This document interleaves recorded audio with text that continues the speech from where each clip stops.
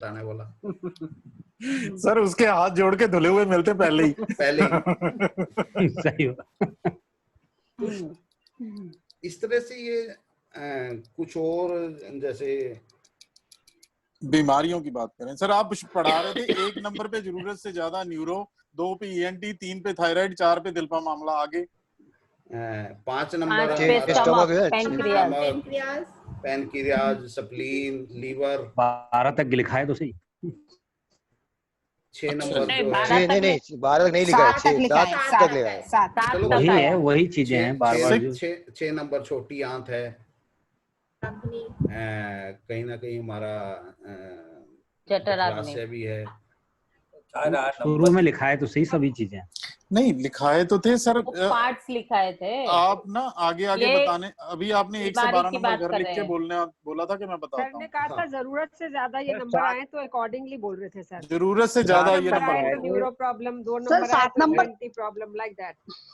पर sir 7 number तक लिखाया था आपने। दोबारा लिख लीजिए, दोबारा लिख लीजिए मैडम। 7 नंबर हमारा है आउटर सेक्सुअल पार्ट है, जठराशय है, किडनीज। जरूरत से ज्यादा में पूछ रहे हैं सभी लोग। हाँ, जरूरत से ज्यादा में, जरूरत से ज्यादा ही ये बॉडी पार्ट इफेक्टेड रहेंगे। क्योंकि अभी तक तो हमने सिर्फ ये समझा था कि इन नंबरों से रिलेटेड ये चीजें हैं। अब जब वो जरूरत से ज्यादा हो जाएंगे, अभी देखिए जरूरत से ज्यादा में भी क्या है कि हम 2 या 3 पॉइंट लेके चलेंगे चार्ट के अंदर। जैसे एक 12 बार रोटेट हो रहे, 11 बार, एक 10 बार। अब वो 3 बॉडी पार्ट हमारे इफेक्टेड हो गए। अब उन 3 में से सबसे पहले किसके अंदर प्रॉब्लम आएगी? उन भाव में। जैसे मान लो 9 नंबर है, 9 नंबर के अंदर प्लेनेट कौन बैठा है, उस प्लेनेट की महादशा जब आएगी और कहीं ना कहीं राकेश की भी साथ में एंट्री होगी, तो तब हम समझेंगे कि 9 नंबर से रिलेटेड प्रॉब्लम आएगी। तो 8 सर सपोज उस भाव में कोई ग्रह ही नहीं हो तो? है जी सर, राशि तो होगी, राशि तो है ना, राशि का तो ग्रह होता है ना। सर कोई गिनती है, कोई लिमिटेशन है कि इससे ज्यादा होगा तो ही बीमारी होगी इस पार्ट में? नहीं मैडम, कोई लिमिटेशन नहीं है। जो आप जब उनको काउंट करेंगे तो वहां पे 1 2 3 नंबर तक आप देंगे। 1 नंबर जो सबसे ज्यादा, 2 नंबर जो सबसे कम, 3 नंबर सबसे कम।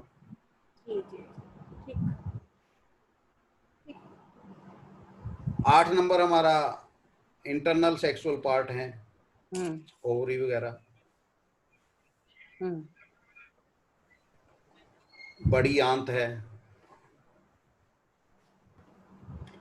9 नंबर हमारा हिप्स है, हिप ज्वाइंट है, फीमेल आर्टरीज हैं। 10 नंबर हमारा upper leg, 11 number lower leg, lower leg और बोन मैरो बैंक। 12 नंबर हमारा पैर का पंजा। अब आप हरदीप जी देखिए, ये 1 10 11 का फार्मूला। हाँ जी। कोई एक मित्र बैठे थे आप जैसे 10 नंबर मैडम, अपर लेग, घुटने से ऊपर का। तो ऐसे ही बात चल रही थी कि बोन मैरो के ऊपर जी। अब तो बोन मैरो की जब उसने वो सारी वो चीजें समझाई कि बोन मैरो आगे जाके कैसे कैसे वर्क करता है जी, तो लास्ट में बोन मैरो का जो पॉइंट आता है, बोन मैरो ही मेल के अंदर लास्ट में जाके स्पर्म बनता है और फीमेल्स के अंदर जो एग होता है, फर्टिलाइज होता है, वो होता है। और जो हमारी ट्यूब्स होती है वो भी बोन मैरो का ही रूप है। जी, जो हमारे लिंगामेंट है वो भी बोन मैरो ही है जी। तो वैसे ही दिमाग में आ गया कि यार जो जिन लोगों की स्पर्म काउंटिंग वीक है कि उनका बोन मैरो वीक होना चाहिए जी। तो वैसे ही पूछ लिया हरदीप जी, बोन मैरो का हमारी बॉडी में कहाँ होता है सबसे ज्यादा? बोले 10 और 11 नंबर सबसे, यानी सॉरी लेग में घुटने से नीचे और ऊपर का जो हड्डी होती है ना, सबसे ज्यादा उसके बोन ऊपर। मैरो बैंक ये होता है। वहीं से लेते हैं जी। अब उसको लगा के सोचा कि यार ये 10 नंबर है, ये 11 नंबर है। तो कुदरती 2013 की बात है, मेरे एक मित्र आए हुए थे इंदौर से जी। एग्जीबिशन में। तो बोले कि विजय यार एक बार एक चार्ट पे नजर डाल, इसको बच्चे नहीं हो रहे। जी। अब वो चीज काउंट दिमाग में तो आ गई, और कहीं ना कहीं जो जीवात्मा है, एक नई आत्मा ने जब उदय होना है, तो उसका कारक सन या मून ही होता है जी। तो चार्ट वो देखा, मुझे आज भी याद है। तो देखते ही मैंने जैसे ही सन पे नजर गई, 1 10 11 फीमेल का चार्ट था।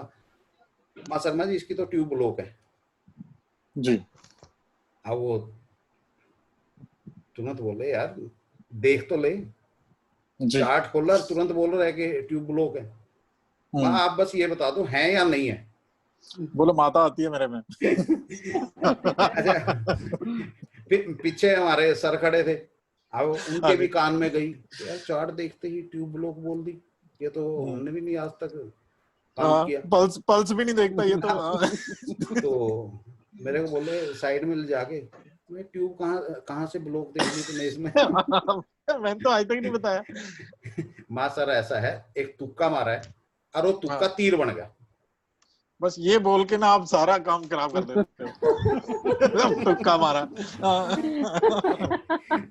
अब उसने यस कर दिया, वो कहता कि हाँ बिल्कुल इसकी ट्यूब ब्लॉक है। माँ चलो तुक्का लग गया। अब उसकी मतलब कि आगे हम इसको ट्राई कर सकते हैं।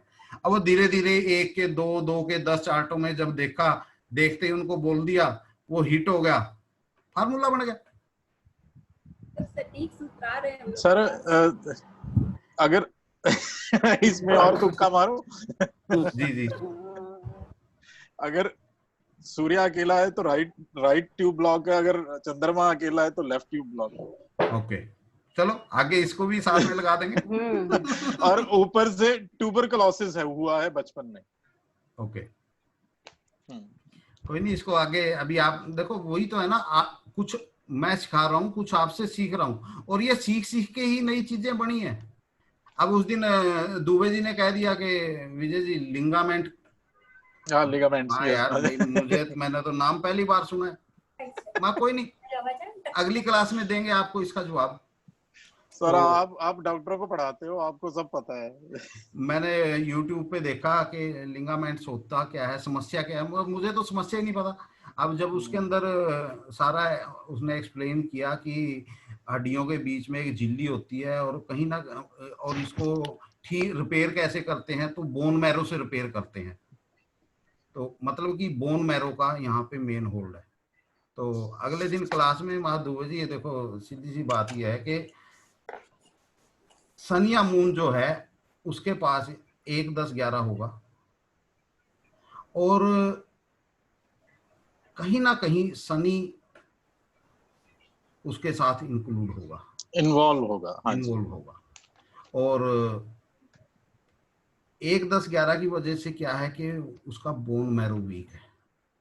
अब बोन मैरो वीक है तो उसको लिंगामेंट की प्रॉब्लम भी आ सकती है। क्या बात है। तो बन गया फार्मूला। लगाओ चार्ट। अब उन्हें चार्ट लगाया, वो तुक्का फिर तीर लग गया। सर एक्चुअली क्या है, मेडिकली हम लोग जब बात करते हैं ना, तो लिगामेंट्स जब टूटते हैं ना, उसमें विटामिन D3 सबसे ज्यादा खराब होता है। विटामिन D3 की स्टोरेज ही जो लिगामेंट्स और बोन में यहाँ आती है। छोटी समस्या चंद्रमा और शनि की रहेगी, क्योंकि जहाँ कैल्शियम खतरनाक हुआ वहां चंद्रमा खराब हो गया, और साथ में विटामिन D3 खत्म हो गया। तो आगे जाके वो समस्या लिगामेंट की बनी, और फिर वो बोन मैरो की बनी। अच्छा, आपने ट्यूबरोकोसिस के क्या बोला है? ट्यूबरकुलोसिस का सर को मैंने कॉम्बिनेशन पूछना था। अच्छा, आप बोले ना राइट के लिए आपने बोला सन, और लेफ्ट के लिए चंद्रमा। हाँ नहीं, और ट्यूबरकुलोसिस का कुछ बोले, लेकिन मुझे सुना ही नहीं दिया। बचपन में मेडिकल हिस्ट्री में ज्यादातर जब ट्यूब्स ब्लॉक होती है ना फर्टाइल एज में, फर्टिलिटी में, तो वहां पे बचपन में ट्यूबरकुलोसिस की हिस्ट्री आती है। वहां अच्छा, हुई ओके। होती है, जिसकी वजह से वो ट्यूब सुकड़ गई होती हैं और उसमें से जो पैसेज होता है उसमें से सप्लाईज प्रॉपर नहीं जाती हैं, और उसको ब्रॉडर ओके। टर्म में हम डिजीज फर्टिलिटी डिजीज में लगा लेते हैं, ये वहां आता है। ये तो ऐसा है ना हरदीप जी, अब आगे से है ना लेफ्ट और राइट को भी प्रेडिक्ट करना शुरू कर देंगे। अगर सर आप तो फार्मूला बना के दे दो बस। हरदीप जी से क्लास लगवाई दीजिए मेडिकल एस्ट्रोलॉजी की। अगर मून के अंदर 1 10 11 हुए तो कह देंगे राइट ब्लॉक है, सन के अंदर हुआ तो कह देंगे लेफ्ट है, सर अलदे दोनों में हुआ तो दोनों ही है। Sir moon right, sir moon left है जी, मून लेफ्ट है, ओके। मून लेफ्ट है जी। और खाली 10-11 हुए तो खाली 10 11 हुए तो प्रमोशन है। आईएएस गवर्नमेंट बना जॉब है। दे, आईएएस। हाँ गवर्नमेंट जॉब। तो इस तरह से धीरे धीरे ये फार्मूले बनते चले गए। पहले तुक्के बने, तुक्कों के तीर बने। अब एक और हमने आपसे तुक्का सीख लिया लेफ्ट राइट का। सर ये एक्चुअली सबसे बड़ी प्रॉब्लम ये है, पहले के पंडितों ने फार्मूला जो बनाए ना वो लिख के नहीं देके गए हमारे जैसे लोगों के लिए। आप अरे बांट लिखा- रहे हो सब में, अब ये विद्या मरेगी नहीं। जो पहली हुई बनी हुई थी या तो उन्होंने जला दी या फेंक दी या बांटी नहीं, तो अब हरदीप जो जी, बन रही है ना सर, ये फार्मूला जाएंगे नहीं। सबसे मेन चीज They were क्या है कि secretive. लोगों ने बांटी नहीं। यस, बांटी नहीं, बिल्कुल सर, बिल्कुल। जरा भी नहीं बांटे। अब ये है कि ये सारा सिस्टम YouTube के ऊपर इसीलिए मैं डाल रहा हूँ। जी जी जी जी बिल्कुल। अब उसके अंदर सुने जाओ और करे जाओ, लिखते जाओ। सर मैंने तो जो भी चीज बुक किताब कुछ भी होता है ना, किसी का भी, जैसे आपके भी, मैं फार्मूलाज में कोई ये बना रहा हूँ नोट्स, मैं इसको अपनी मेल में रख रहा हूँ। मैं नहीं भी रहूं, मेरे बच्चे भी मेल खोलेंगे ना तो उसमें इतना मटेरियल मिल जाएगा कि घर बैठे ही पढ़ के बहुत कुछ बन जाएंगे। यही फोन में ही आजकल 500-500 किताब स्टोर हो जाती है सर, इतने जबरदस्त हैं। सही बात। देव जी कौन पढ़े किताबें पढ़ने की आदत नहीं।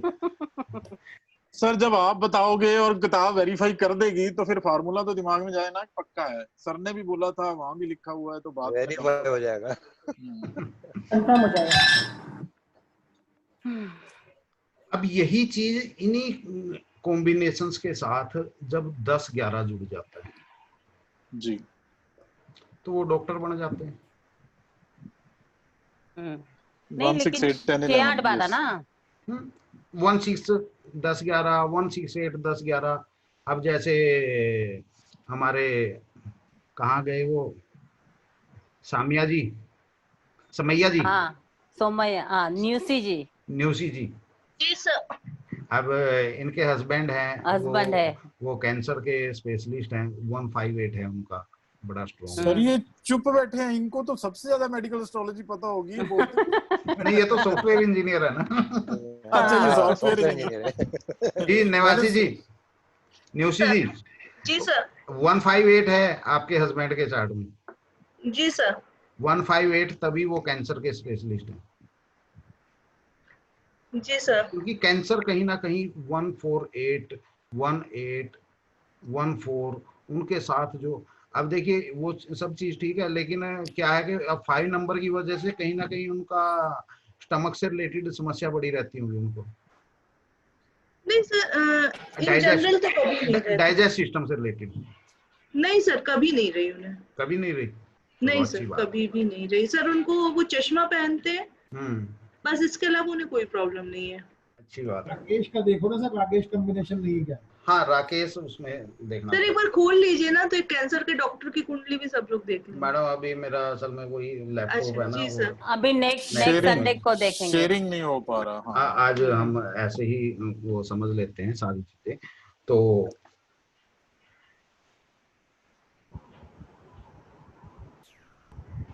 अब जितने भी आयुर्वेदा के हैं डॉक्टर जी, वहां पे 4 नंबर कंपलसरी हो जाएगा।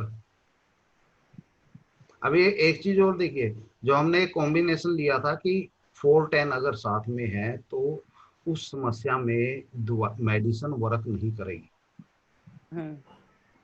अभी यहाँ पर वर्क क्या करेगा? आयुर्वेदा वर्क करेगा। एलोपैथिक नहीं वर्क, एलोपैथी वर्क नहीं करेगा, नहीं करेगा, क्योंकि इम्यून सिस्टम को एलोपैथी के अंदर तो उसका इलाज ही नहीं है। अभी देखिए ना, कोरोना का इलाज है ही नहीं एलोपैथी के अंदर, और सिर्फ आयुर्वेदा के अंदर है। इसके अंदर भी वही इम्यून, डॉक्टर क्या कहते हैं, जिनका इम्यून सिस्टम वीक है वो इफेक्टेड है। इम्यून सिस्टम वीक है मतलब 410 है, 1410 है। अब उसको कहीं ना कहीं स्ट्रॉन्ग करने के लिए आयुर्वेदा का सहारा लेना पड़ेगा। अब इन सब के साथ एक चीज हम समझने की कोशिश करेंगे कि मेडिकल के अंदर जो ये हमारी स्वास्थ्य की जो बातें हैं, जो समस्याएं हैं,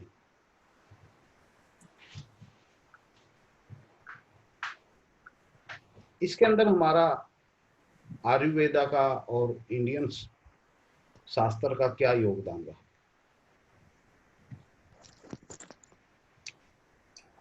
सबसे पहले जो हमारे ऋषि मुनि थे उन्होंने चक्राज सिस्टम को इवेंट किया। चक्राज એટલે મૂળાધાર એટલે ચક્ર हेमांगनी जी, आपकी जोड़ी बढ़िया है, एक सुनता है दूसरे को समझाता है।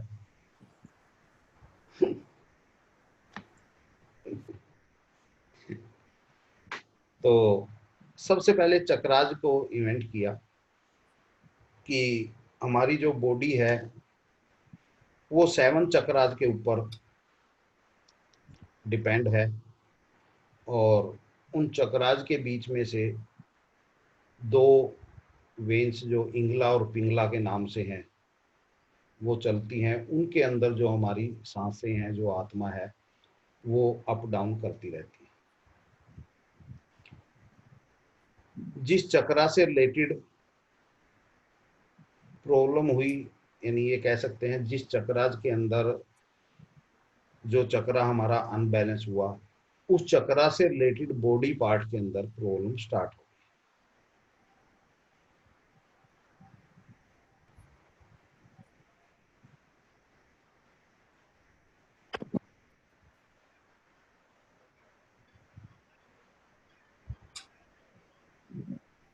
अब उन चक्राज को ठीक करने के उन्होंने जो योग का सहारा लेने के लिए उन्होंने बोला, मंत्र हैं उनके, लेकिन क्या है कि ये थोड़ा स्लो वर्क है। किसी भी एक चक्रास को बैलेंस करने के लिए कम से कम 3 to 6 मंथ का एक टाइम पीरियड लगता है।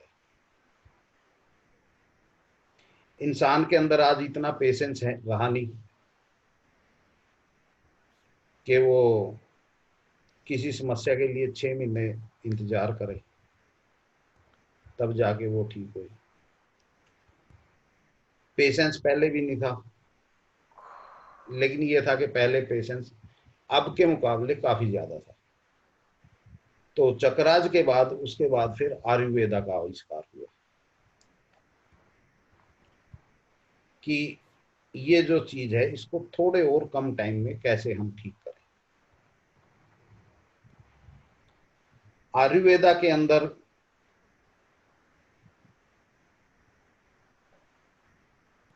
जो वैद्य लोग होते थे उनकी भी इष्ट साधना होती थी पहले जी। वो सिर्फ डिग्रीधारी डॉक्टर नहीं होते थे। जिस तरह पहले एस्ट्रोलॉजर होते थे, आचार्य लोग होते थे, उनको गुरुकुलों में, और इसी तरह वैद्य लोग जो होते थे उनको गुरुकुलों में पहले इष्ट साधना करवाई जाती थी, क्योंकि इन समस्याओं को, इन बीमारियों को पकड़ने में उस इष्ट का बहुत योगदान रहता है। इंट्यूशंस जो हमें मिलती है वहां से,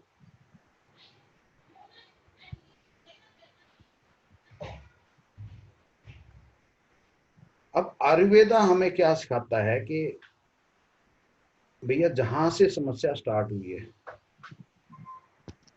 सबसे पहले उस बेस को ठीक करना पड़ेगा।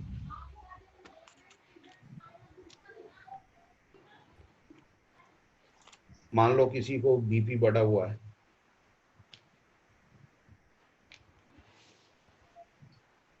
एलोपैथी के अंदर तो गए, एक टैबलेट ली, बीपी कंट्रोल हो गया। अब वो टैबलेट करती क्या है, बीपी बढ़ा है मतलब कि बॉडी के अंदर कहीं ना कहीं जो ब्लड वेन्स हैं वो सिकुड़ी है,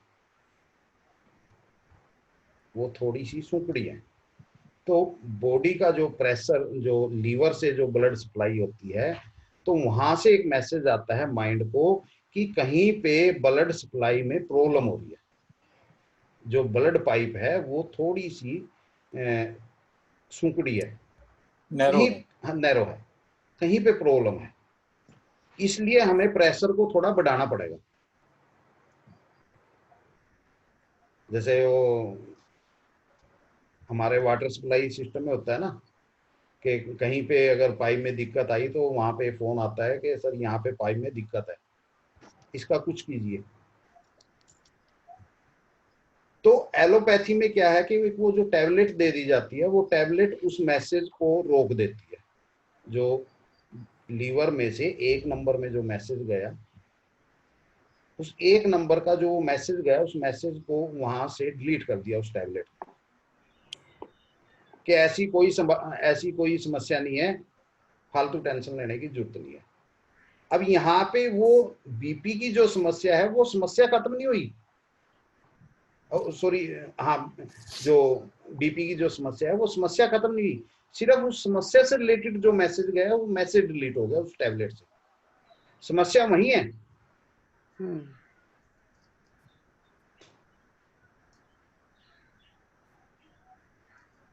जो हमारा आयुर्वेदा है, आयुर्वेदा क्या कहता है कि भैया ये जो मैसेज गया है ये क्यों गया है। सबसे पहले तो ये देखना पड़ेगा कि क्यों वो वेन्स नैरो हुई, आपने क्या किया ऐसा। सबसे पहले हमारे खाने पीने की जो जितना भी हमारा चार्ट है उसको चेंज किया जाएगा, क्योंकि कहीं ना कहीं जो हमारा ब्लड सर्कुलेशन हो रहा है लीवर से, उसके अंदर फैट बढ़ी है।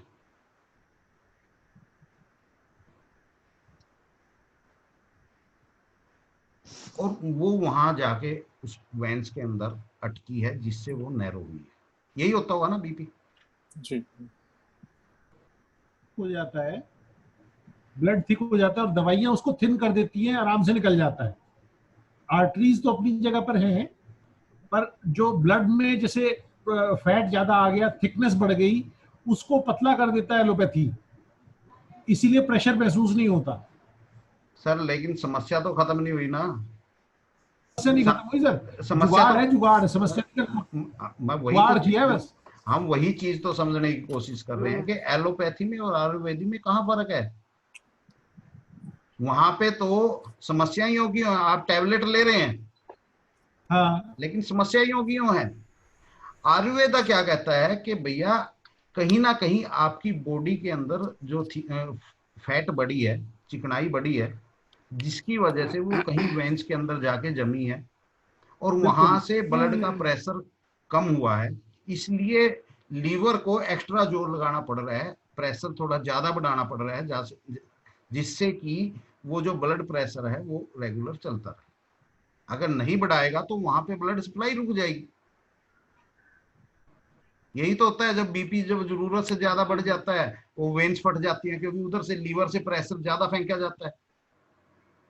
तो आयुर्वेदा हमारे खाने पीने का जो चार्ट है उसको चेंज करता है। सबसे पहले उसके अंदर वो जड़ी बूटियां या जो हमारे दैनिक खान पीने के जो वो है, उसके अंदर उन चीजों को चेंज करता है कि आपने ये चीजें जो आप जरूरत से ज्यादा।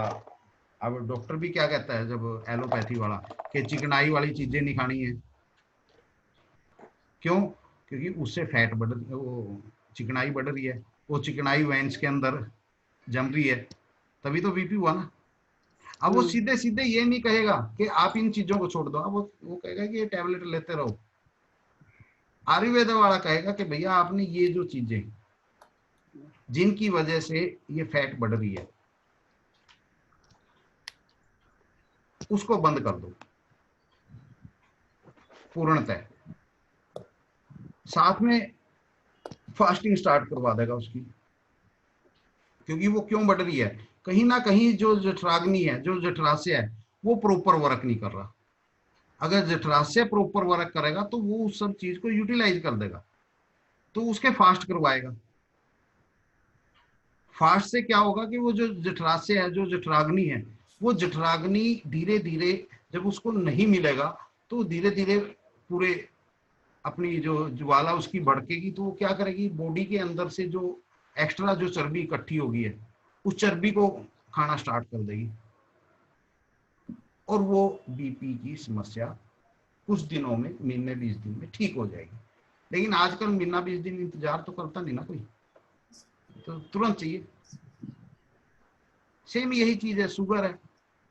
अब शुगर में होता है कि आंखों में खून उतर जाता है,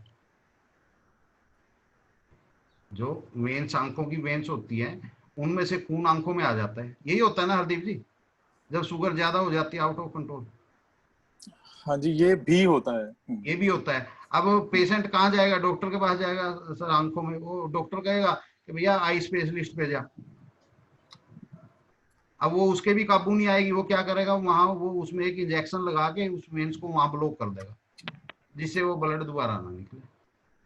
लेकिन जो समस्या है, उस समस्या को तो खत्म किया नहीं ना जी। वो क्यों हुआ। अब जब तक उस बेस को नहीं ट्रीट करेंगे, अब बेस ट्रीट करने का जो काम है वो थोड़ा लंबा है, इतना पेशेंस किसी के अंदर है नहीं। तो आयुर्वेदा के अंदर क्योर है, समस्या का समाधान है। एलोपैथी के अंदर क्या है कि पेन किलर दे जाओ, समस्या धीरे धीरे दब जाएगी, जब आउट ऑफ कंट्रोल स्थिति हो जाए तो उस पार्ट को कट कर दो, क्योरनेस फील भी नहीं। अब क्यों हुआ ये सब, आयुर्वेदा हमें कहता है कि भैया आपके लिए नेचर ने, परमात्मा ने ऋतुएं बनाई, सीजनली, जिसको सीजन्स बोलते हैं आजकल, और उसके अकॉर्डिंग खाने पीने की चीजें दी। अब जब आप उनको इग्नोर करेंगे, अब जैसे आजकल गर्मी चल रही है, अभी तो बारिश चल रही है, बारिश से पहले गर्मी थी, गर्मी के टाइम में अपने आप ही जो वाटरी फ्रूट हैं और वेजिटेबल भी वाटरी हैं, वो सब अपने आप प्रकृति हमें देती है। लेकिन हम करते क्या हैं, उस टाइम में खाएंगे ड्राई फ्रूट, वाटरमेलन को खाएंगे सर्दियों में, फिर कहेंगे हमें ये समस्या आ गई। नेचर तो बगैर किसी उसके, नेचर को समझाना नहीं पड़ता, वो जिस टाइप की उसकी सीजन आता है उसी हिसाब से वो हमें खाने पीने की चीजें देती है, लेकिन हम लोग उसको इग्नोर करते हैं। अब गर्मियों में, क्योंकि गर्मी जब जरूरत से ज्यादा होती है, जो टेम्परेचर होता है वो बॉडी में से पानी को सोखता है, इसलिए प्रकृति हमें वाटरी फ्रूट देती है ताकि बॉडी का वाटर लेवल जो है वो बना रहे। अब उसके बाद जैसे अभी रेन सीजन चल रहा है, चौमासा, अब चौमासे में क्या होता है कि नीम की निम्बोड़ी आ जाती है, करेला होता है,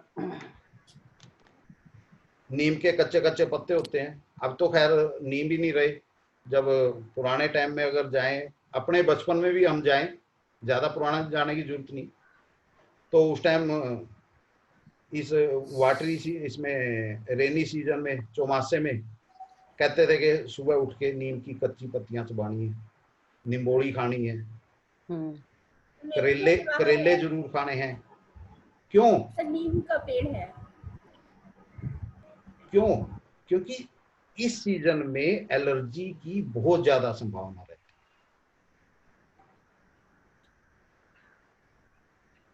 है। जो हमारा नेचर है वो भी टपकता है, उसके साथ बॉडी भी टपकने लग जाती है, उसके साथ जो हाउसेज हैं वो भी टपकने लग जाते हैं, सब बीमार हो जाते हैं। तो प्रकृति हमें अपने आप वो एंटीबायोटिक्स देती है। लेकिन अब हम करेला नहीं खाएंगे, करेला भी आगे जाके सर्दियों में खाएंगे। प्रकृति हमें एंटीबायोटिक डायरेक्ट दे रही है। उसके बाद सर्दी आ जाएगी।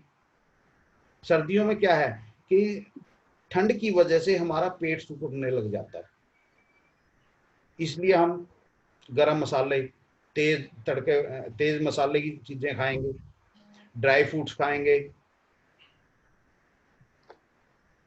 क्योंकि लेकिन अब देखिए जब वाटरी सीजन था, जब गर्मी थी, तब हमने वाटरी फ्रूट नहीं खाए। सर्दियों में हम वाटरी फ्रूट खाएंगे, जबकि हमें वहां पे उसकी जरूरत नहीं है। वहां पे तो गरम मसाले, हीटेड चीजें खानी पड़ेंगी, तब जाके वो पेट की सुकड़न खत्म होएगी और डाइजेस्ट सिस्टम वर्क करेगा। गुड़, खजूर। तो प्रकृति हमारे साथ भेदभाव नहीं कर रही, हम लोग खुद प्रकृति के साथ छेड़खानी कर रहे हैं। अब छेड़खानी करेंगे तो फिर समस्या तो उत्पन्न होगी ना। तो आयुर्वेदा हमें क्या बताता है कि भैया आपने अपने आप को प्रकृति के अनुसार लेके चलना है। अगर आप प्रकृति के अनुसार चलेंगे तो आपको समस्याएं नहीं हो पाएंगी। समस्या क्यों नहीं हो पाएंगी? अगर हम सर्दियों में बैठ के तरबूज खाएंगे तो हमारा डाइजेस्ट सिस्टम खराब होएगा। अब डाइजेस्ट सिस्टम खराब हुआ तो 5 नंबर हमारा खराब हुआ तो 6 नंबर तो अपने आप एक्टिव हो जाएगा। अब 5 नंबर को एक्टिवेट कर रेगुलर करके रखें, उसके लिए प्रकृति के जो चीजें हैं उनके अनुसार हमें चलना पड़ेगा। तो ये आयुर्वेदा और एलोपैथी के अंदर ये फर्क है। जी रमेश भाई। उसको पथ्य बोलते हैं। हाँ जी, पथ्य खाने का जो है ना प्रिवेंटिव, ये पथ्य और पथ्य। वो पकिया क्या होता है मुझे तो पता नहीं दादा। ये आयुर्वेद की लैंग्वेज है, पथ्य अपथ्य। जो चीज जो सीजन में खानी चाहिए वो ही खानी चाहिए। हाँ, पाच्य अपाच्य। हाँ। लेकिन इंसान उल्टी बुद्धि है ना, वो पाच्य चीजों को खा के खुश नहीं हो, अपाच्य चीजों को खा के ज्यादा खुश है। सही बात है। तो अगर हम पाच्य चीजों को खाते रहेंगे सीजन के अनुसार तो हमारा 5 नंबर एक्टिवेट रहेगा। 5 नंबर एक्टिवेट रहेगा तो 90% बीमारियां पेट से ही सर्कुलेट होती हैं। उनका डॉक्टर हमारा बॉडी खुद है। आज कोरोना के टाइम में डॉक्टर क्या कह रहे हैं, WHO भी क्या कह रहा है कि सबसे बड़ा डॉक्टर आपका शरीर है। आप अपने इम्यून सिस्टम को स्ट्रॉन्ग करिए, वो कोरोना को अपने आप खत्म कर देगा। तभी तो काढ़ा पी रहे हैं ना। आगे आयुर्वेदा पे दोबारा।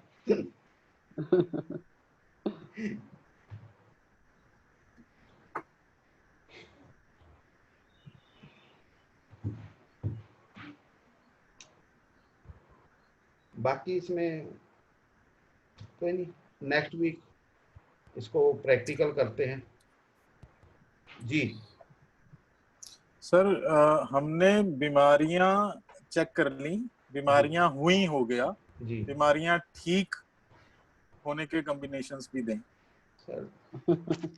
देखिए ठीक होने का बताया तो है, पहले ही तो बता दिया था। सबसे पहले बताया तो था भैया अगर 5 नंबर ठीक रहेगा तो 6 नंबर एक्टिवेट नहीं होगा। अब 6 नंबर को डीएक्टिवेट करना है तो 5 नंबर को एक्टिवेट करना पड़ेगा।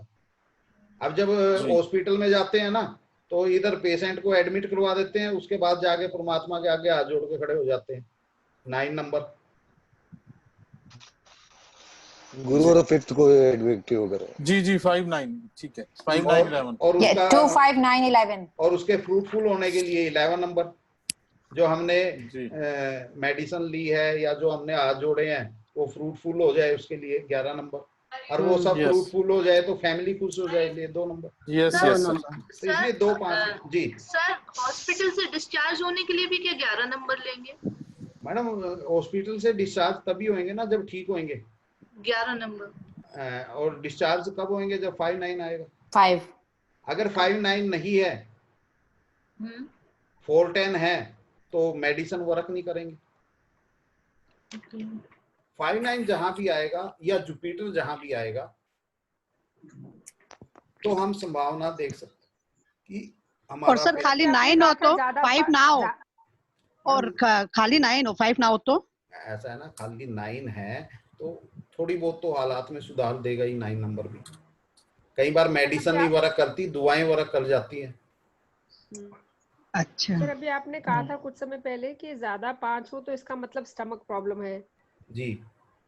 तो फिर ये 5 9 मैं समझी नहीं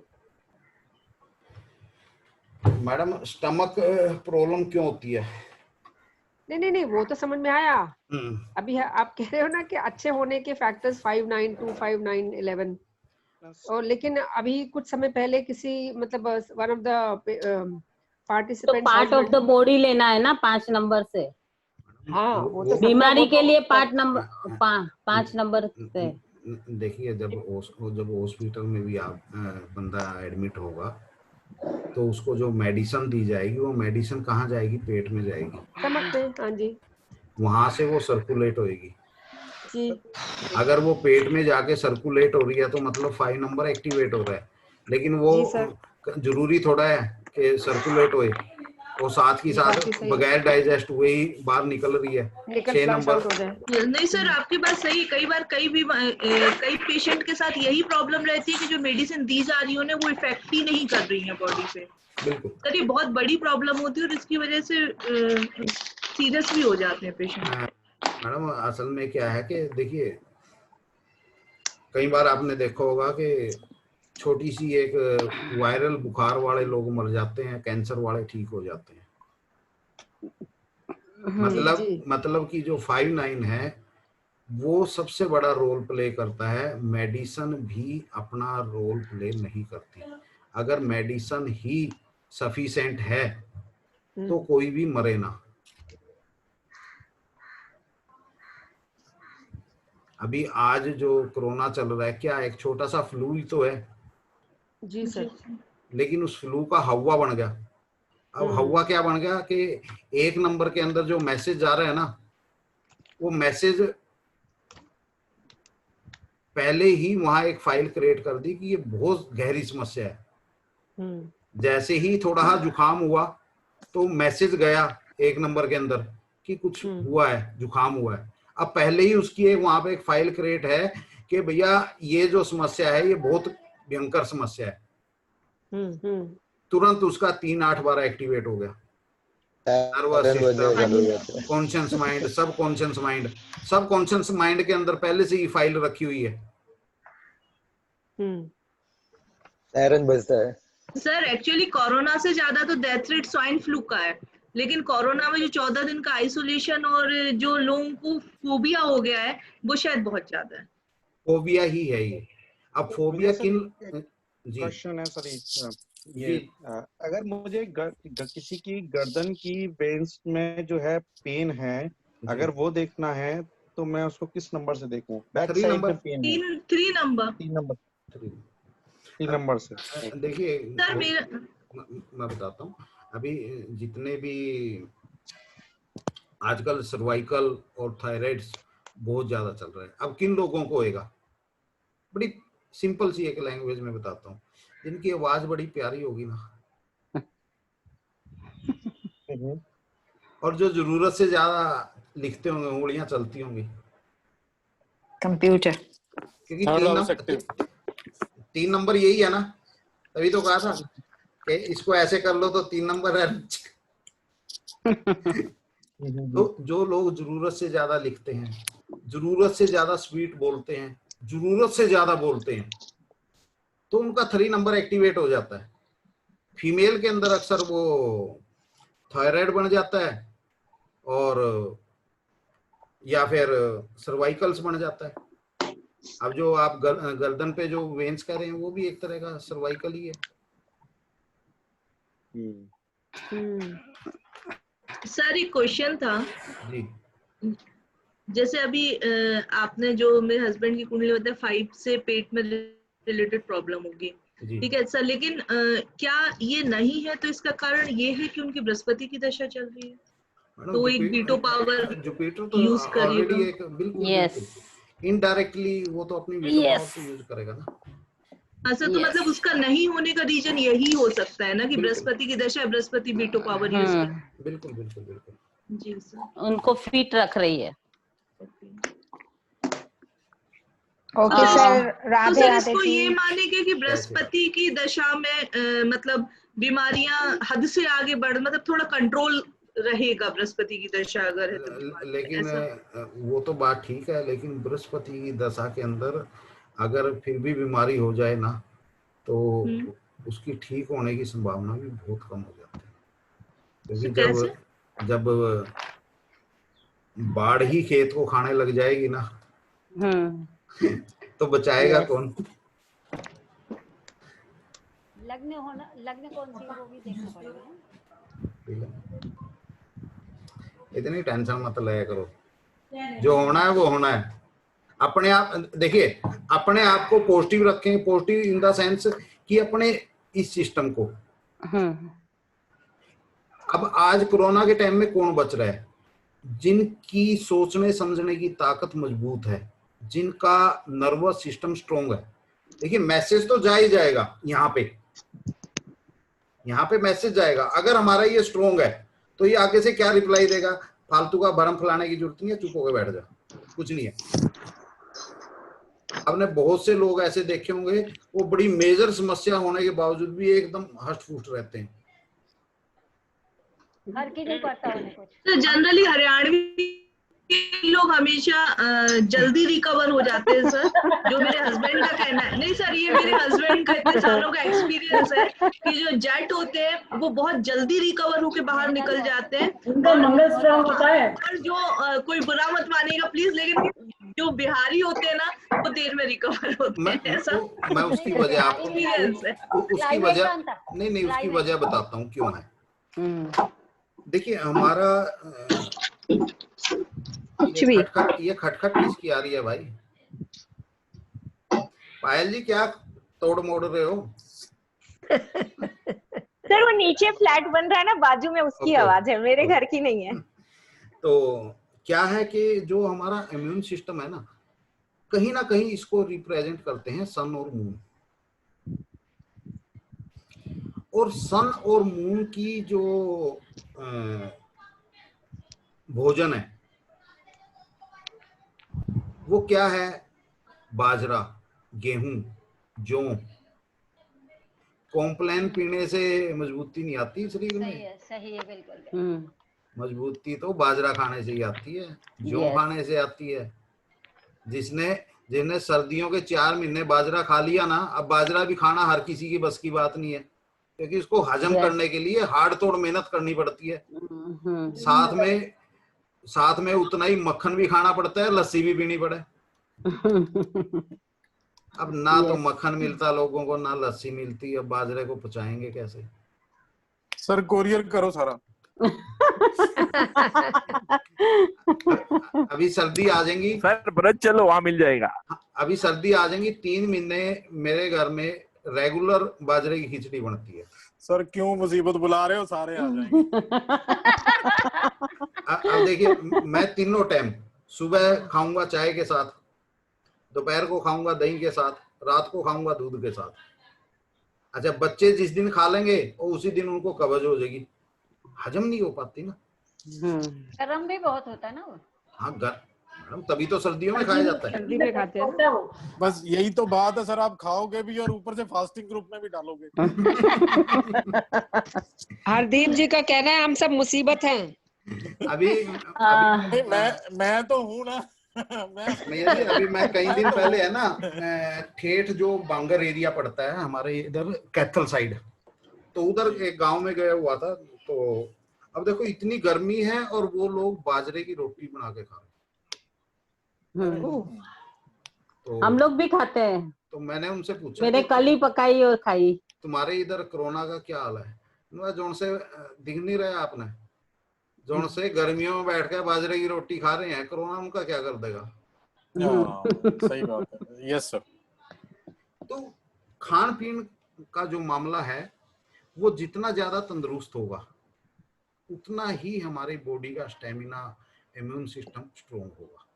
और अगर ये सब चीजें स्ट्रोंग हैं तो समस्या होते हुए भी समस्या नहीं बन पाएंगी, समाधान है। अच्छा एक पूछूं विजय भाई? जी जी। एक तो 168 प्लस मंगल है तो छोटी चिड़फाड़ है, फिर केतु है तो बड़ी चिड़फाड़ है। बिल्कुल। फिर राहु का क्या बताया आपने मैडम? राहु शनि का कुछ बताया ना आपने? देखिए शनि जो है, शनि हल्के हल्के पिंच बोता है, यानी पेन देता है हल्का हल्का। और जो राहु है ना वो चिखा मरवा देता है उस पेन के अंदर। क्या मरवाता है? चीखे। चीखे। चीखे। अच्छा। अधिक दर्द होता है, अधिक दर्द। दर्दनाक, दर्दनाक। शनि दर्द। और एक फोड़े होने का क्या बोले आपने? जो फोड़े फुंसी हैं, हाँ, ये कहीं ना कहीं जो छोटे फोड़े फुंसी हैं वो कहीं ना कहीं मंगल से रिलेटेड हैं। ये देखो ये आ गया। राधे, हे राधे, राधे राधे, चलो राधे राधे करो। फोड़े और फुंसी के साथ में 168 प्लस मंगल ना जी। 16 अगर 168 हो गया तो वो, हाँ सॉरी 16 और मंगल तो फोड़े और फुंसी। हाँ अगर 16 और पक जाए तो मंगल पक जाएगा ना। 168 है, ओ सॉरी 16 है, हाँ। मंगल है तो वो पक जाएगा। लेकिन अगर 8 भी साथ में हो गया या केतु आ गया तो वो फटे तो गा, लेकिन वो भयंकर रूप से फटेगा, फिर बड़ा हो गया। सर मानसिक रोगों के लिए क्या देखेंगे? हाँ नंबर 1 बिल्कुल। आज असल में शुरू से ही है ना चर्चा जो है ना वो किसी अदर वे में मेडिकल साइंस में ज्यादा डिस्कस कर रहा है एक्चुअली। आगे पीछे लेकिन मेडिकल एस्ट्रोलॉजी तो कर रहे हैं आज। हाँ तो मानसिक रोग का, हाँ मानसिक रोग, मानसिक रोग का जो है शनि और चंद्रमा। चंद्र तो है ही, चंद्रमा, शनि चंद्र, यस। शनि चंद्रा और कहीं ना कहीं इनकी। Hello, how are you? Hi, Radhe Radhe. तो शनि चंद्रमा प्लस 2168, लेकिन चंद्रमा के साथ शनि को नहीं, राकेश पूरा कहीं भी हो, राहु केतु शनि, केतु को नहीं लेंगे, राहु और शनि प्लस चंद्रमा और उनके जो कोऑर्डिनेटर हैं 2168। देखिए इसके अंदर अलग अलग चीजें हैं, ये पूरा एक अलग से चैप्टर है क्योंकि मानसिक रूप से कई तरह की भ्रम पैदा होते हैं। कुछ तो मानसिक बीमारियां होती हैं, जो डिप्रेशन का जो हमारा कोऑर्डिनेटर था 2168 अगर है तो जरूरी नहीं कि चंद्रमा किसी के साथ है तभी वो एक्टिव होगा, वो तो एक्टिव है। 2168 तो एक डिप्रेशन है ही है, लेकिन जब ये 2168 कहीं ना कहीं चंद्रमा के साथ राहु या शनि कनेक्ट हो जाता है और तब 2168 है तो ये डिप्रेशन हायर लेवल पे चला जाता है। और अगर कहीं ना कहीं जो लगन है हमारा करक या तुला है और ये हमारे कोऑर्डिनेटर तैयार हो रहे हैं तो वो जो डिप्रेशन है वो सुसाइड तक भी पहुंच जाता है। ओके, सुसाइड कभी सुसाइड तक भी हो जाता है, पहुंच जाता है। किसमें कौन आ जाएगा तो? तुला करक या तुला लगन है, लगन में कर्क, और मून कहीं ना कहीं राहु या शनि के साथ कनेक्ट है और उनके कोऑर्डिनेटर 2168 है। सर यहाँ बाधक या मारक नहीं चाहिए साथ में? सर बाधक और मारक सुसाइड में हर जगह होते ही नहीं ना। सर अगर मून शनि के साथ में है और केतु भी साथ में है और 2168 है तो डिप्रेशन है वो। 2168 डिप्रेशन, ओके। हाँ, केतु का बहुत इम्पोर्टेंट रोल नहीं है ना। सर आपने केतु छोड़ दिया? हाँ जी, केतु क्यों छोड़ दिया इसमें? केतु का तो फांसी लगा लेगा। सर देखिए जो केतु है ना, केतु कुछ अलग चीज है। अगर केतु है ना तो वो डिप्रेशन जो है ना, वो डिप्रेशन सुसाइड का नहीं है। वो डिप्रेशन इंसान का कहीं ना कहीं उलझन का है। यानी इसके अंदर एक चीज और हम लेके चलेंगे कि अगर केतु मून और उसके कोऑर्डिनेटर 2168 या 3812 हाँ, अब यहाँ पे जो ये डिप्रेशन आ रही है ना, ये डिप्रेशन है कि वो इंसान अपने आप को ढूंढ रहा है कहीं ना कहीं दुनिया के अंदर। कौन सा वाला सर? 3812 3812 या 2168। ओके। केतु का इन्वॉल्वमेंट हो जाए तो वो खुद को ढूंढ रहा है, क्योंकि केतु क्या है कि मोक्ष का कारक है और संन्यास की तरफ बढ़ाता है। लेकिन 2168 क्या है? वो डिप्रेशन है। कहीं ना कहीं वो इंसान इसलिए डिप्रेस्ड है कि वो अपने वजूद को ढूंढ रहा है। लेकिन राहु या सैटर्न के साथ जब मून है और वहां पे 2168 या 3812 है, तो वो इंसान अपने आप को नहीं ढूंढ रहा, उसको समस्याएं हैं। उन समस्याओं की वजह से वो डिप्रेशन है। तो सर क्या हम ये बोलेंगे कि अगर केतु का इन्वॉल्वमेंट हो गया 2168 या 3812 है तो वो एक हाई लेवल का आध्यात्मिकता को भी पा सकता है अगर बृहस्पति और बाकी चीजें अच्छी मैडम देखिए, अगर 2168 या 3812 है तो नहीं पा पाएगा। अच्छा, पाने के कोऑर्डिनेटर अलग हैं, ये भटकने के हैं, सजा के। सर पाने के लिए 11 होना। अभी आज इस चैप्टर को मत छेड़िए क्योंकि एक लंबा पूरा चैप्टर है, इसके अंदर बहुत चीजें हैं। सिर्फ यही नहीं है, अलग अलग वे में अलग अलग कोऑर्डिनेटर वाइज इंट्यूशंस हैं। ओके। डर है, भूत प्रेत चुड़ैल जिन सब हैं। अब वो किस ये चैप्टर आएंगे आगे। हाँ बिल्कुल आएंगे। तो अब वो भूत बन के आएगा, चुड़ैल बन के आएगी, जिन बन के आएगा, पीतर बन के आएगा, इंट्यूशंस बन के आएगा। वो अलग अलग पड़ाव हैं, प्लेनेट वाइज कोऑर्डिनेटर वाइज। यानी क्या सैटर्न मून इकट्ठा बैठे है तो जरूरी नहीं कि वो हर जगह भूत प्रेत ही है, वो और भी बहुत कुछ है। यहाँ नक्षत्रा नाड़ी के अंदर सबसे बड़ी खासियत यही है कि हम उसके अलग अलग चैप्टर डिफाइन कर लेते हैं कोऑर्डिनेटर वाइज। जी जी जी, 7 8 12 है तो क्या है, 6 8 12 है तो क्या है, 4 8 है तो क्या है, 5 5 9 है तो क्या है, 4 8 9 है तो क्या है। तो जैसे जैसे कोऑर्डिनेटर हैं वैसे वैसे उनकी अलग अलग प्रेडिक्शन है। तो इस चैप्टर को हम किसी दिन पूरे एक चैप्टर के अंदर लेंगे क्योंकि लंबा चैप्टर है और बड़ा सीरियस चैप्टर है। और सीरियस इसलिए बहुत सारी जानकारी भी जानना चाहते हैं हम लोग।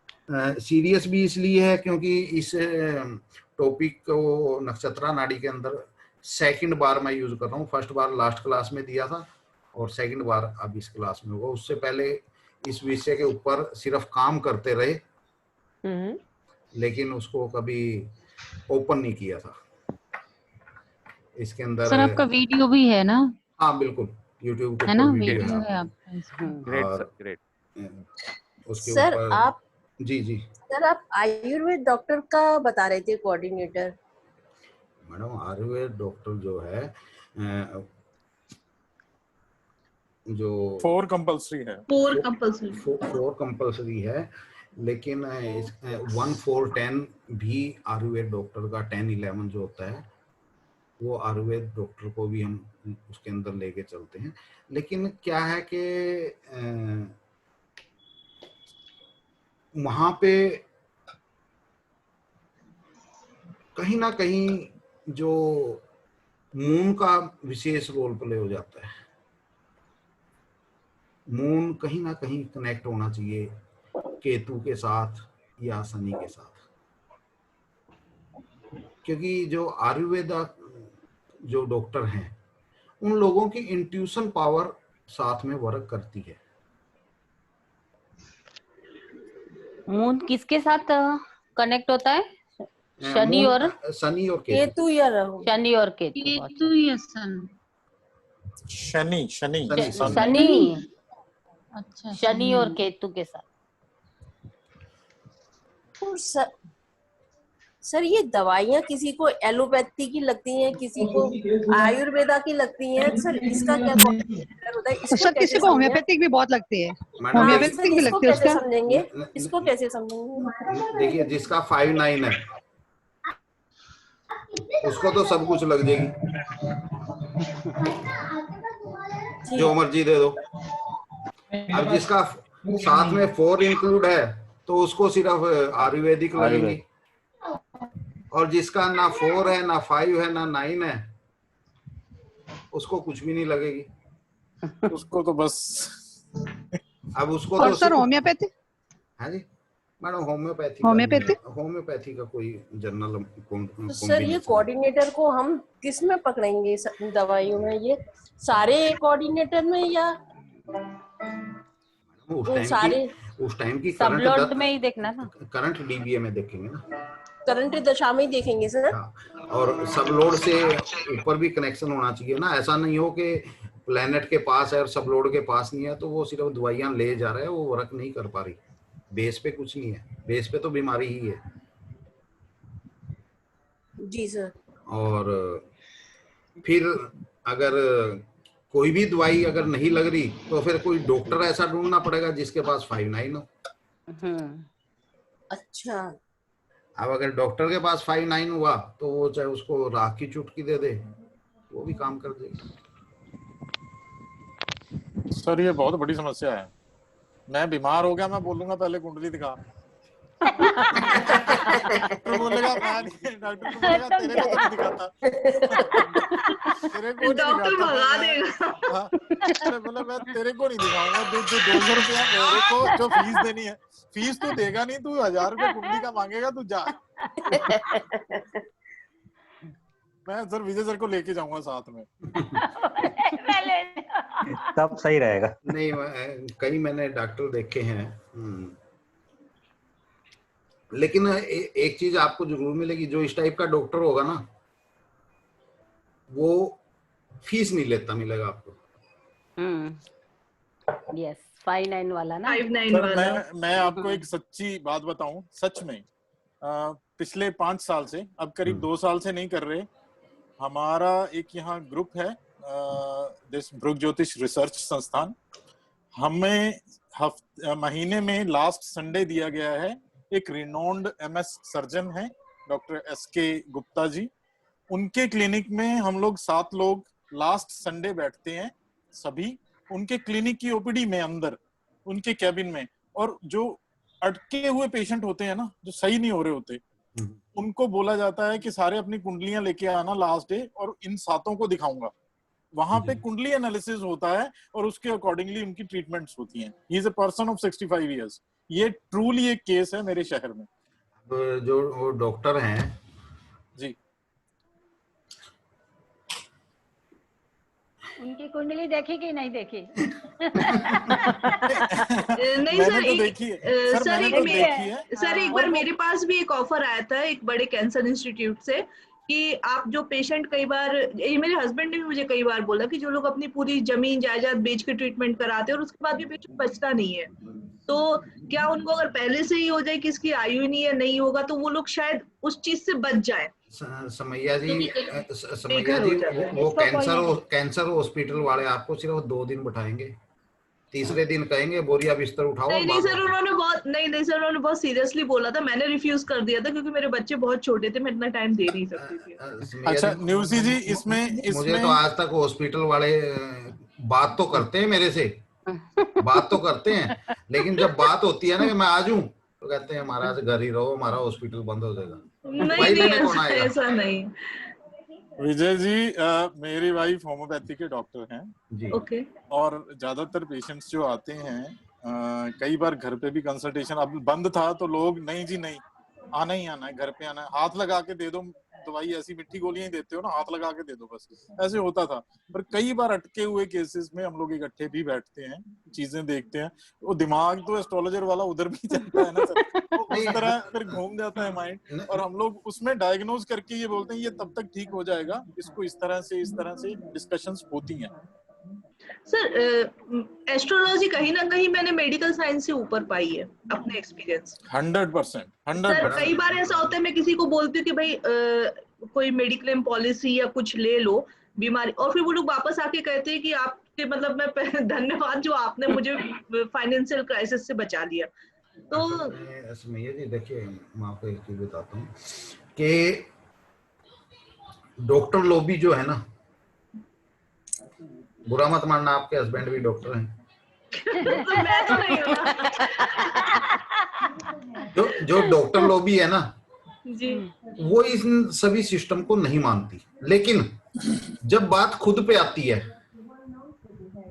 तो उनसे ज्यादा मानने वाला भी कोई नहीं मिलता। तो सही बोल रहा है, बिल्कुल राइट। दुनिया देखी सर, मैं बता रही हूँ ना, रीजन है उन्होंने रोज कुछ ना कुछ वो देखते हैं, और उन्होंने ये चीजें देखी होती है कि कई बार मिरेकल्स भी होते हैं, कोई पेशेंट लगता है कि निकलेगा नहीं और निकल आता है, कई बार कोई पेशेंट लगता है बिल्कुल ही ठीक हो गया। वो सर ऐसे कई पेशेंट होते हैं जो जिस दिन डिस्चार्ज होने वाले होते हैं हॉस्पिटल से, उस दिन उनकी डेथ हो जाती है, और होगा वो पेशेंट किडनी का या कैंसर का, डेथ होगी हार्ट फेल से। तो सर ऐसे केसेस तो बहुत होते हैं, बहुत। अभी आप इस चीज को एक चीज देखिए कि वो कैंसर का पेशेंट हार्ट अटैक से क्यों डेथ हो रही है। हाँ सर वो होता है। 148 4 नंबर हार्ट का है। पता लगे मौके पे 4 नंबर उसका एक्टिवेट हुआ।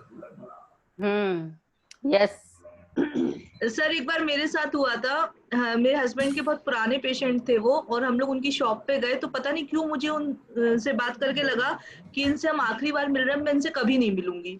और मैंने मेरे हस्बैंड को भी बताया कि पता नहीं क्यों मुझे ऐसा लगा इनसे मिलके कि लास्ट मीटिंग थी, अब हम इनसे मैं इससे कभी नहीं मिलूंगी।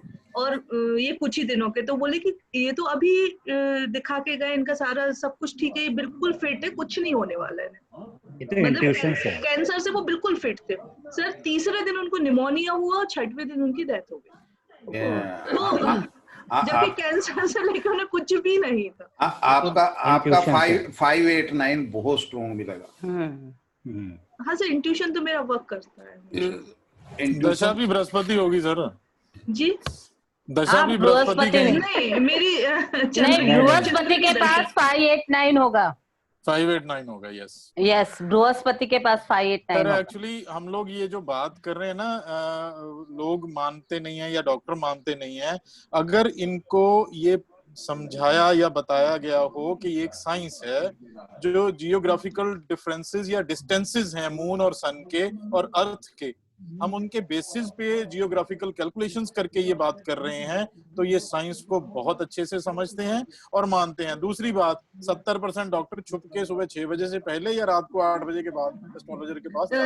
हरदीप जी, सबसे ज्यादा मेरे पास डॉक्टर्स की कुंडलियां देखी हैं मैंने अपनी लाइफ में। Yes, it happens. सबसे ज्यादा मेरे जो क्लाइंट्स हैं वो डॉक्टर्स हैं, और जब मेरा खुद का सिजेरियन होना था तो मेरी डॉक्टर मेरे पीछे पड़ी थी कि तुम मुहूर्त निकाल के दो, जबकि मैं मुहूर्त को नहीं मानती थी। क्या होना वो होगा, पर उन्होंने मेरे, और आफ्टर डिलीवरी मैं लैपटॉप लेके सबकी कुंडलियां देख रही थी पूरे हॉस्पिटल के लोगों की। तो यस, वेरी गुड, ये होना चाहिए। तो मेरे सबसे ज्यादा क्लाइंट्स डॉक्टर्स हैं, और मैं एस्ट्रोलॉजी सब्जेक्ट पे मेरी जो पकड़ अच्छी है, उसमें सबसे बड़ा कंट्रीब्यूशन मेरे हस्बैंड का है, क्योंकि वो एस्ट्रोलॉजी को नहीं मानते थे और मुझसे इतने क्वेश्चंस पूछते थे कि मुझे, मतलब मैं कई बार पागल हो जाती थी, और याद हो गया, सारा कुछ याद हो गया। मैं जब इंस्टीट्यूट में पढ़ाई कर रही थी, जब मेरी शादी हुई, तब मैं भारतीय विद्या भवन में पढ़ रही थी और मेरे हस्बैंड एम्स में पढ़ रहे थे, हम दोनों पढ़ाई कर रहे। तो मैं जब वहां से आती थी और जब मैं कभी कोई बात बताऊं, वो इतने क्वेश्चंस पूछते थे मुझसे, और इतने लॉजिकल क्वेश्चंस कि मुझे आगे जाके अपने टीचर्स से पूछना पड़ता था, पढ़ना पड़ता था, उन्हें भी पढ़ना पड़ता था। तो वो मतलब एक धार लाने में जो उनका रोल है ना, वो एक बार फाइनली उन्होंने एस्ट्रोलॉजी को माना, जो उनके डाउट्स थे वो सारे क्लियर हुए, और आज वो बिग सपोर्टर ऑफ एस्ट्रोलॉजी। वो कई बार बोलते थे किसी पेशेंट का कि देख लो, अगर जिसका हो तो ये बेचारा अपना सब कुछ बेच बाच के करे इलाज, अगर नहीं हो तो इसीलिए आपकी सारी मार्केटिंग वो कर रहे हैं आप। मार्केटिंग तो वो कुछ नहीं करते, मार्केटिंग तो मेरे क्लाइंट्स करते हैं मेरी। अभी आप एक चीज करिएगा, आपके पास डॉक्टरों के चार्ट इकट्ठे होते हैं ना, तो एक चीज उसके अंदर ढूंढिए कि जो जिस चीज का स्पेशलिस्ट होगा डॉक्टर, उसका एंड टाइम भी उसी चीज से होगा। उसका and time, and time, okay, death, मतलब कि वो उसी बीमारी से उसकी डेथ होगी, ऐसे बीमारी, उससे रिलेटेड बीमारी, बिल्कुल। क्यों? देखिए, जो हमने अभी थोड़ी देर पहले नंबर काउंट किए थे ना जी, अब जैसे उसका 4 और 6, ज्यादा होगा, 4 और 6 बहुत स्ट्रॉन्ग था, सबसे ज्यादा था, तो वो स्पेशलिस्ट भी उन्हीं 2 सब्जेक्ट का मिलेगा, 4 और 6 से रिलेटेड। यानी जो कोऑर्डिनेटर सबसे ज्यादा है, हम मास्टर भी उसी चीज के हैं और वीक भी उसी चीज के अंदर सबसे ज्यादा है।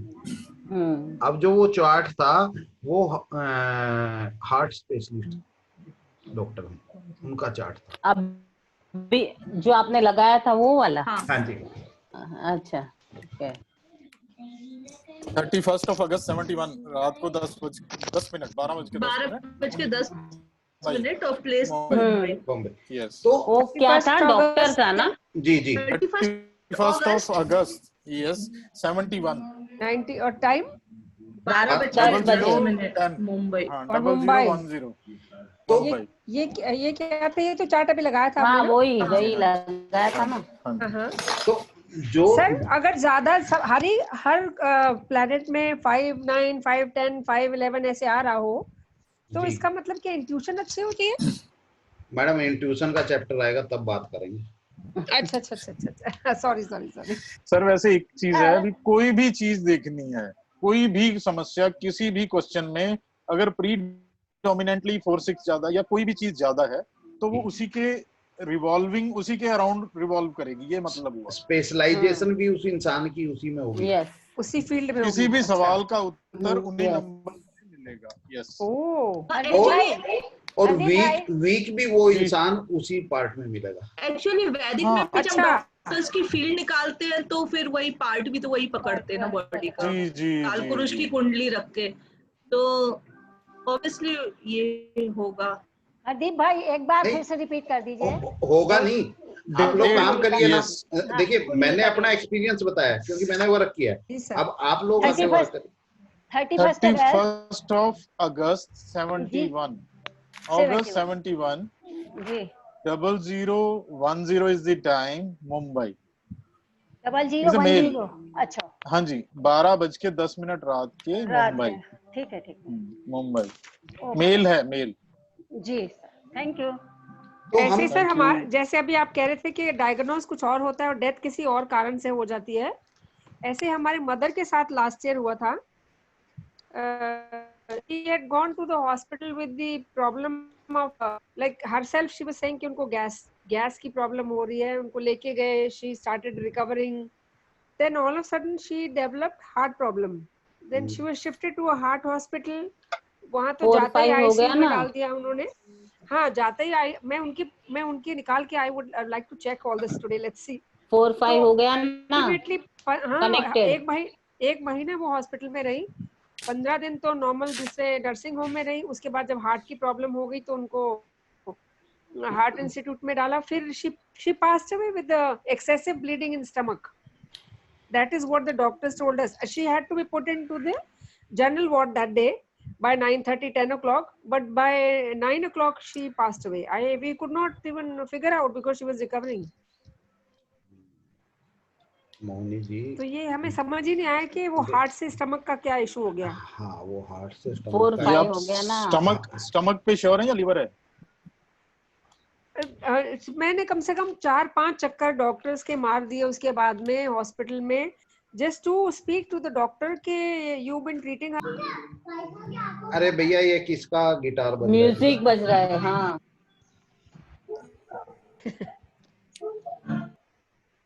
तो उनके फादर हॉस्पिटलाइज्ड थे।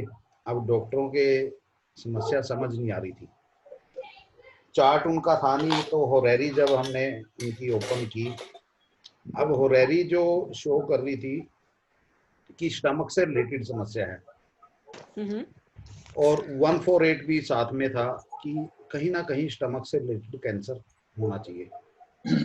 अब डॉक्टर कभी उनके लंग चेक कर रहे, कभी अरे भाई कभी कुछ चेक कर रहे। तो उसने जाके डॉक्टर को बोला कि सर आप इनके स्टमक से रिलेटेड कोई टेस्ट कर लीजिए। अब वो उल्टा क्या बोलते हैं कि भैया डॉक्टर हम है या तुम? I know they feel insulted. नहीं माने। 5 महीने वो कंफ्यूजन में निकल गए। 5 महीने बाद वो उनको उठा के बाद में उन्होंने रेफर कर दिया राजीव गांधी कैंसर इंस्टीट्यूट। वहां जाके उनको कैंसर स्टमक से रिलेटेड ही कैंसर निकला। तो ये चीजें देखिए कहीं ना कहीं ये चीज हेल्प कर सकती है, लेकिन अब उसके अंदर भी एक बड़ी भारी एक समस्या क्या है कि जो हमारे सिस्टम्स हैं उनके अंदर कंफ्यूजन बहुत क्रिएट की हुई है। उनके अंदर इजीली उस चीज को पकड़ पाना बड़ा मुश्किल है। लेकिन हाँ, लेकिन और दूसरी एक चीज और क्या है कि लोगों के बर्थ टाइम एक्यूरेट। तो इसका सबसे बेस्ट तरीका क्या है कि करंट में उसी टाइम पे होरेरी लगाओ, बात करिए, जो समस्या होगी सामने आ जाएगी। लेकिन होरेरी भी दिमाग से लगानी है, दिल से नहीं, क्योंकि दिल के मामले तो बड़े अजीब होते हैं, तो कहीं भी बैठ जाते हैं ना। हाँ सही बात। कई बार आज का विषय गोलमोल हो गया सारा। सर एक बार मेरे पास एक केस आया था, उसमें उस लेडी को डीपीएस में टीचर थी, मेरे पास कॉल आया, बोले कि नहीं मेरी बीमारी तो पकड़ा गई, मुझे आंखों का प्रॉब्लम है और ये डॉक्टर है एम्स में डॉक्टर, इन्होंने ऐसा किया वैसा किया, उसने मुझे सारा कुछ। तो मैंने कहा ये तुम्हारा जब राहु का प्रत्यांतर खत्म होगा तब एक बार और दिखा लेना, एक बार जरूर सेकंड ओपिनियन लेना। बोली नहीं अब ठीक हूँ, हुआ कुछ समय बाद फिर उसको फिर वही अटैक आया और फिर रिपीटेडली होने लगा। तो फिर उसने जब दोबारा देखा उसको नर्व्स की प्रॉब्लम निकली, वो राहु के प्रत्यांतर खत्म होने के बाद ही उसका सही डायग्नोसिस बना, ट्रीट हुआ और वो ठीक हो गई। तो मतलब तब भी वो दिल्ली एम्स में दिखा रही थी, तब भी मतलब कि सबसे बड़े इंस्टीट्यूट, कई बार कॉल किया कि नहीं नहीं ऐसा है ही नहीं, देखो मैं ठीक हूँ। मैंने कहा तुम अभी मत बोलो, तुम प्रत्यांतर खत्म होने का फिर मुझे कॉल करना, तब एक बार डायग्नोसिस मेरे कहने से एक बार और सेकंड ओपिनियन देना। फिर उसका कॉल आया, नहीं ये सही बोल रही थी, मतलब ये हमेशा सिक्स हाउस में राहु होता है ना, वो देता ही नहीं है डायग्नोसिस, या मिस गाइड। और 3-4 बार अगर डॉक्टर चेंज नहीं करो, टेस्ट भी कराओगे ना, उसके बाद 5वीं बार हमेशा लेनी चाहिए। 5वीं बार आपको पता चलेगा। सर एक बार मेरे साथ भी हुआ था, मुझे एक दिन में 18 डॉक्टर्स ने देखा था, कुछ नहीं किसी को समझ आया था, मैं पेट दर्द से मरती रही, मतलब 18-19 से ज्यादा डॉक्टर्स एक दिन में मुझे विजिट किए थे। फाइनली मेरी नजर उतरवाने से मैं ठीक हो गई एकदम नेक्स्ट। जब मैं थक गई तो फिर मैंने अपने रात को गुरुजी को कॉल किया, उन्होंने मुझे फोन पे ही नजरदारी में घर आ गई, काम आया। अच्छा ऐसे सर ये भी बोलते हैं ना कि 8th हाउस में भी राहु रहता है तो भी यही रहता है, डायग्नोस ठीक नहीं आते हैं। अभी देखिए असल में क्या है कि वो 8 में बैठा है, 6 में बैठा है, 12 में बैठा है, वो तो हम देखते ही ना, में देखना नंबर। यस सिंपल फंडा क्या है, वो तो ठीक है सर, लेकिन आप भी वैदिक तो जानते ही हैं। अब नहीं जानता, अब तो भूल चुका हूँ। अरे ऐसा नहीं होता सर, ऐसा भूलता नहीं है। तो देखिए मेनली क्या होता है कि राहु और केतु के अंदर थोड़ा सा डिफरेंस है। है तो एक ही नेचर, लेकिन थोड़ा सा डिफरेंस है। जो भ्रम पैदा होता है ना, वो भ्रम केतु में पैदा होता है। अच्छा। जब होरेरी भी हम लगाते हैं, अगर मान लो केतु की महादशा या भुक्ति हमें मिल जाती है तो उसको वहीं स्टॉप कर देते हैं, क्योंकि वो सामने वाले को भ्रमित कर देते, उसमें समस्या नहीं पकड़ी जाती। हम बोलते कुछ है, निकलता कुछ है। निकलता कुछ है। लेकिन राहु के विषय में इस चीज को कभी इतना सीरियसली नहीं लेते, सिर्फ केतु के उसमें लेते हैं। हाँ, अच्छा। अगर कोऑर्डिनेटर वाइज, और राहु का कनेक्शन कहीं ना कहीं मून के साथ है। जी सर। या मून राहु के अंदर, वो चाहे राहु हो या शनि हो, अगर मून का कनेक्शन मून के साथ हो रहा है तो, और वहां पे कोऑर्डिनेटर, मेन बात होती है कोऑर्डिनेटर की जी। अगर कोऑर्डिनेटर 8-12 करते हैं तो वो भ्रम की स्थितियां पैदा हो जाती हैं। लेकिन केतु एक ऐसा है, वहां चाहे कोऑर्डिनेटर नहीं भी है तो भी भ्रम है। केतु चाहे नॉर्मल है, वो फिर भी भ्रम है। लेकिन राहु या शनि के अंदर नॉर्मल में भ्रम नहीं है, उनके कोऑर्डिनेटर भी 8-12 लेके होने चाहिए, या कहीं ना कहीं मून से उनका कनेक्शन होना चाहिए, तब जाके वो भ्रम है। अच्छा, पता नहीं, हमने अदर वे राउंड सुना था कि राहु भ्रम पैदा करता है और केतु तड़प पैदा करता है। मैडम एक बात बताइए, तड़प, केतु तड़प पैदा नहीं करता, केतु तो भ्रम पैदा करता है। मोक्ष क्या है? भ्रम है, तड़प थोड़ा है। हम तो सर ऐसे तो सीखे नहीं, कोई मतलब कोई बोला तो नहीं, बोल रहे हैं। सिंपल लॉजिकल बात आपसे कर रहा हूँ कि जी सर, मोक्ष या स्वर्ग प्राप्त साधना क्या है जी? ये भ्रम है या तड़प है? भ्रम, भ्रम है ना, तड़प थोड़ा है। तड़प तो वो है जो पेन होएगा। अब वो पेन तो राहु देगा ना। लेकिन सिजेरियन तो केतु कराता है। कट है ना वो। अब हाँ, काटा पीटी तो वही कराता है। ऐसा है, काटा पीटी वो करवाता है, लेकिन उस काटा पीटी होके वो संतुष्टि तो हो जाती है ना। राहु की काटा पीटी में संतुष्टि भी नहीं है। हाँ, ये तो सही है। अरे वो संबंध भी तोड़ता है ना, कुछ भी तोड़ता रहता है ना केतु। नहीं, काटा पीटी भी तो कई तरह की होती है, एक सर्जरी में होती है, एक एक्सीडेंट में होती है, एक दर्द के साथ होती है, एक पेनलेस। अरे संबंधों में भी तो होता है। संबंधों में नहीं केतु संबंध तोड़वाता है। नहीं वही वो तो देखिए, ये जितने भी तीनों चारों प्लेनेट हैं, ये सेपरेटिव प्लेनेट, तो इसीलिए वो लगा है इनको, राहु केतु शनि और सन को। तभी तो इसको हम ट्रेवल में इनको कारक लेके चलते हैं। नहीं, कारक लेके चलते हैं। कारक लेके चलते हैं। सेपरेटिव प्लैनेट्स के बगैर आप यात्रा थोड़ा कर पाएंगे। हाँ। ओह, यस। भ्रम और तड़फ के अंदर बड़ा फर्क है। अच्छा। केतु, तभी मैंने आपको स्टार्टिंग में बताया था, केतु यूवी है, राहु इंफ्रारेड है। राहु इंफ्रारेड है। और जो राहु की एनर्जी है इंफ्रारेड IR, वो भूत प्रेत चुड़ैल वो सब चीजें। अच्छा। और जो केतु की एनर्जी है UV, वो कहीं ना कहीं सात्विक एनर्जी है।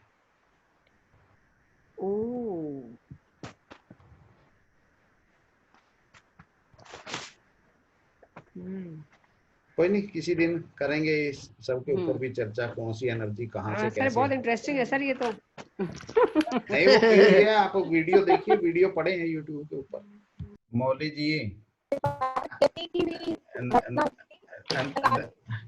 असल में पता क्या, अभी आप जो कह रहे थे कि क्या इसकी कोई रेमेडी हो सकती है, जब रेमेडीज का टाइम था उस टाइम रेमेडीज हो सकती थी, अब रेमेडीज का कोई टाइम नहीं सर। लेकिन इनके केस में क्या हो रहा है, जब डॉक्टर उम्मीद छोड़ते हैं तो कुछ इनका ठीक हो जाता है, फिर जब होपफुल होते हैं तो फिर बिगड़ जाता है। हाँ, असल में क्या है कि कुछ चीजें है ना, इस एस्ट्रोलॉजी से बाहर की चीजें होती हैं। आप जितने एस्ट्रोलॉजर बैठे हैं ना, आप में से 90% लोगों के चार्ट है ना प्रेडिक्ट नहीं हो सकते। तुक्के मारने तो बात अलग है, अदरवाइज प्रेडिक्ट नहीं हो सकते। सही बात। क्योंकि आप लोग एक दूसरी दुनिया के प्राणी हैं। एलियन है, एलियन एलियंस है। सर राधे राधे। राधे राधे। तो इसमें एक कहावत है हमारे गुजराती में, करेला कर्म ना बदला देवा पड़े छे। हमारे में कहावत कर्म ना है देवा बदला पड़छे मींस हमने जो कर्म नहीं भुगतना है हमें। हाँ वो तो भुगतना ही है। हाँ माने नेम बोलोगे नेम वो मिलेगा। वो कुंडली पे मैंने बोला, वो कुंडली पे बोला जो उन्होंने डाला था ना। चार्ट अभी दिखाया सर, इनका कुछ भी उपाय नहीं हो सकता क्या? मैडम उपाय का जब वक्त था ना उस टाइम उपाय होते हैं।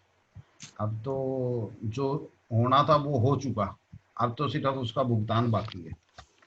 मतलब पानी सर से ऊपर चला गया है। हाँ। और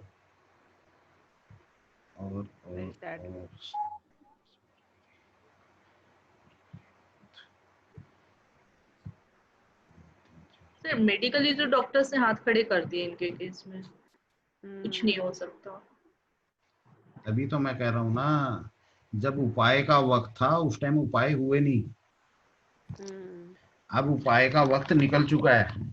क्योंकि सर ऐसा नहीं है, उपाय तो वो बहुत टाइम से कर रहे हैं। सर आपकी बात ना, सर आपने जो उपाय की बात बोली ना सर, वो दो वे में बहुत ही सही बोली आपने। एक तो सर ये उपाय की जो बात आपने, इनके केस में क्या हुआ था, जब इनको ट्रांसप्लांट करा लेना चाहिए था अभी मुझे नहीं कराया। अभी मुझे एक बात बताइए, उसने क्या समस्या पकड़ी? उस डॉक्टरों को छोड़िए, ये समस्या डॉक्टरों के बस की नहीं है। अच्छा, इस समस्या को डॉक्टर नहीं पकड़ सकते। उन्होंने क्या समस्या पकड़ी? जिनके बेटे हैं वो भी तो एस्ट्रोलॉजर है। हाँ वो भी एस्ट्रोलॉजर है, पर कभी उनसे डिस्कस नहीं हुआ इस बारे में। होता क्या है सर, जब हमारे खुद के घर की कुंडली होती है ना, तो इंसान खुद देखना नहीं चाहता है और घबराता है। तो सर थोड़े से बाइस्ड भी रहते हैं हम लोग, इमोशनली वाली बात आ जाती है ना, खुद का बच्चा होता है तो इंसान दूर हटता है उस चीज से। नहीं ऊपरी क्रिया, ऊपरी क्रिया का तो पता चलता है, क्यों नहीं पता चलता? ये तो सब उनको पता होता है जो एस्ट्रोलॉजर्स होते हैं। तो उपाय तो वो कर रहे हैं, और उपाय तो उन्होंने काफी किए हैं सर, बहुत हर तरीके से उपाय किए हैं। और सर प्रॉब्लम मतलब अलग अलग ऑर्गन्स में गई है। जैसे पहले किडनी का था, उसका ट्रीटमेंट चल रहा था, लेकिन अचानक से लंग्स आ गया बीच में, तो जबकि उन दोनों का कोई खास लेन देन नहीं था आपस में। मैडम जिसका लेन देन था उसको तो लेन देन हुआ नहीं ना, कर्मों का फल है। नहीं नहीं तो खैर हमेशा नहीं, कर्मों का फल नहीं, कर्मों का फल नहीं है, कर्मों का फल नहीं है, कर्मों का फल नहीं है। जिसका लेन देन करना था, जो बैठा रखा है घर में, अब उसका लेन देन करना था, उसका तो करा नहीं। अब दूसरों का लेन देन करे जाओ, क्या फर्क पड़ता है? इलाज सही होना चाहिए था। नहीं, इलाज तो उनका सही चल रहा था, और जिस समय उनका किडनी ट्रांसप्लांट की नौबत आई उस समय ही आप मेडिकल इलाज की बात कर रहे हैं, सर कुछ और बोल रहे हैं।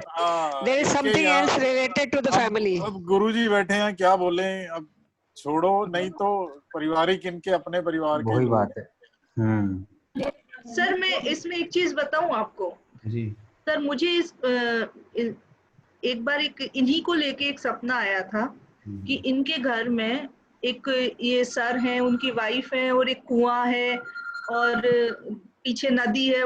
एक कुछ सीन था जो मैंने इनको बताया, 2-3 बार आया। तो पहले मैं इनसे ज्यादा बात, सर से ज्यादा मैं कनेक्टेड नहीं थी, पर मैंने बड़ा हेजिटेंट होकर बताया कि मुझे बार बार आपको लेके कैसा। तो जो वो था, वो इनका कभी का पुराना घर था, और वो नदी के एक तरफ सर का घर था, नदी के दूसरी तरफ मैडम का घर था, मतलब उनकी वाइफ का मायका था, और ऐसे था। तो वो फिर उन्होंने काफी चीजें उसमें कनेक्टेड थी, सही थी। बोले हाँ नक्शा तो ऐसा ही था और ऐसा था, एक कुआं था घर में, व्हाटएवर जो भी था। और उसके 1 हफ्ते बाद इनके सन को अचानक से लंग प्रॉब्लम हो गई, नहीं तो किडनी का ठीक चल रहा था ट्रीटमेंट, और उसके बाद से जो वो फंसे हैं मतलब हॉस्पिटल में, फिर वो निकल ही नहीं पाए आज तक। तो इसका क्या कनेक्शन हो सकता है सर? क्या इससे कोई क्लू मिलके वो ठीक हो सकते हैं क्या? मैडम अब नहीं हो सकते, अब वक्त निकल चुका है।